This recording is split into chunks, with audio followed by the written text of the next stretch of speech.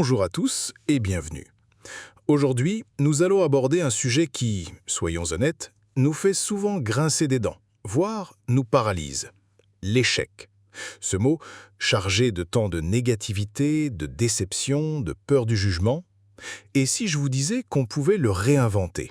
Si nos ratés, nos faux pas, nos tentatives infructueuses étaient en réalité les pavés méconnus sur la voie de notre succès?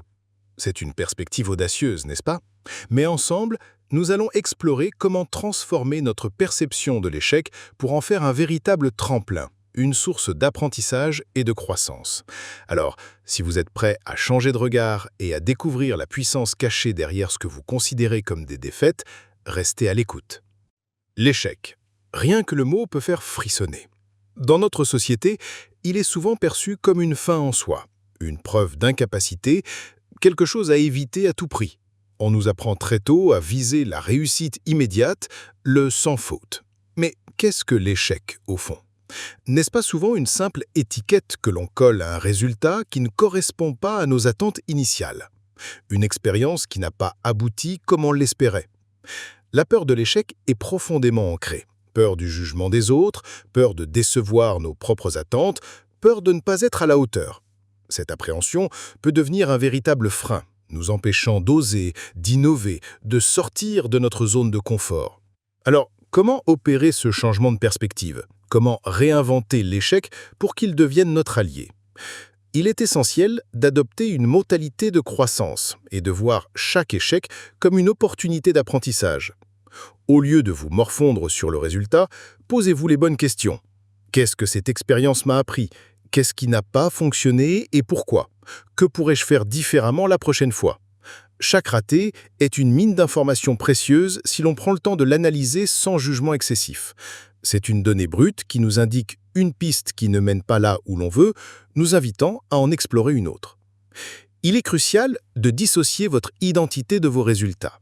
Un projet qui échoue, une tentative qui n'aboutit pas, cela ne signifie en aucun cas que vous êtes un échec en tant que personne.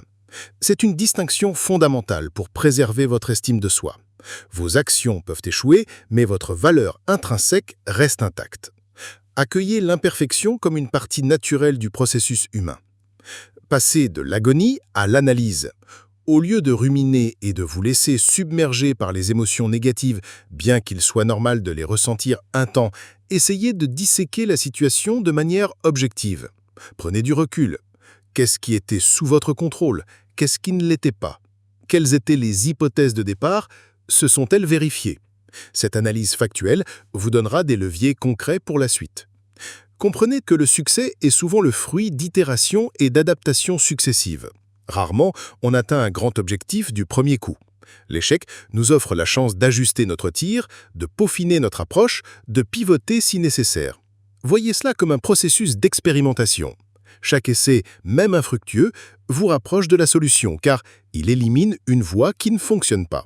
C'est le principe même de l'innovation. Et enfin, même si cela peut demander du courage, envisagez de partager vos échecs. En parler ouvertement contribue à dédramatiser le sujet, non seulement pour vous, mais aussi pour les autres. Cela montre votre authenticité, votre humanité, et peut inspirer ceux qui traversent des difficultés similaires. On se rend compte que tout le monde rencontre des obstacles et que ce n'est pas une honte, mais une partie du voyage. Cette vulnérabilité partagée est d'ailleurs une tendance forte que l'on observe dans les contenus de développement personnel qui résonnent le plus aujourd'hui. En intégrant ces perspectives, on ne subit plus l'échec. On l'utilise. On parle alors d'échec productif ou de faillite constructive. C'est un échec qui enseigne, qui propulse, qui affine notre trajectoire. Il nous force à sortir de nos certitudes, à développer notre créativité pour trouver de nouvelles solutions et surtout, il forge notre résilience, cette capacité à rebondir, à persévérer face à l'adversité. Et la résilience, c'est un muscle qui se développe avec la pratique et chaque échec surmonté le renforce. Pensez à toutes ces histoires de découvertes faites par hasard après de nombreux essais infructueux ou d'entreprises qui ont connu des débuts difficiles avant de prospérer. Ce ne sont pas des exceptions, mais souvent la norme. L'important n'est pas de ne jamais tomber, mais de savoir se relever, enrichi par l'expérience. L'échec, réinventé, n'est donc plus cet ennemi à craindre, mais un maître parfois sévère, mais toujours juste dans ses enseignements. Il nous invite à l'humilité, à la remise en question et nous pousse à devenir une meilleure version de nous-mêmes, plus forte, plus sage et finalement plus apte à réussir durablement. Merci d'avoir écouté. Et vous, quelle est votre relation à l'échec? Avez-vous une expérience où un raté s'est transformé en une leçon précieuse ou a ouvert une nouvelle voie inattendue? Partagez vos réflexions et vos histoires en commentaire.